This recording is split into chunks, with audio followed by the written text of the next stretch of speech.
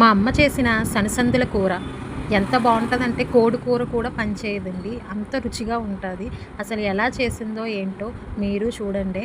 First ఒక దాక పెట్టి దాంట్లో నూనె, పచ్చిమిర్చి, ఉల్లిపాయ బాగా ఎర్రగా దోరగా వేపుకుందండి. ఇందులో మెయిన్ మెంతులు బాగా వేసుకుంటే ఈ పులుసులోని చాలా రుచిగా ఉంటుందండి. ఎప్పుడైనా ఇంట్లో కూరగాయలు లేనప్పుడు ఈ సనసందుల కూరను వండుతుందండి అమ్మ. మేము వారం రోజులకి ఒకసారి సంతకి వెళ్ళి తెచ్చుకుంటాం కూరగాయలు.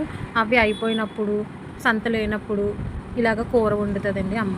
అసలు సనసందుల్ని ఎలా తయారు చేస్తారంటే శనగపిండి, బియ్యపు పిండి, ఉల్లిపాయ, పచ్చిమిర్చి వాటర్లో ముద్దగా కలుపుకొని అవి ఆవిరి పట్టి చిన్న చిన్న ముక్కల్ని ఎండలో ఎండబెట్టి దాన్ని పులుసు కింద వండుకుంటాం మా సైడు. ఇప్పుడు మీరు చూస్తున్నారు కదా, ఇదే విధంగాన నెక్స్ట్ వీడియోలో మీకు సనసందులు కూడా ఎలా తయారు చేస్తారో అనేది కూడా చూపిస్తాను మరొక వీడియోలో. మన వీడియో కనుక మీకు నచ్చినట్లయితే, అమ్మ చేసిన కూర నచ్చినట్లయితే లైక్ చేసి సబ్స్క్రైబ్ చేసుకోండి. నెక్స్ట్ వీడియోలో మరి కొత్త వంటకంతో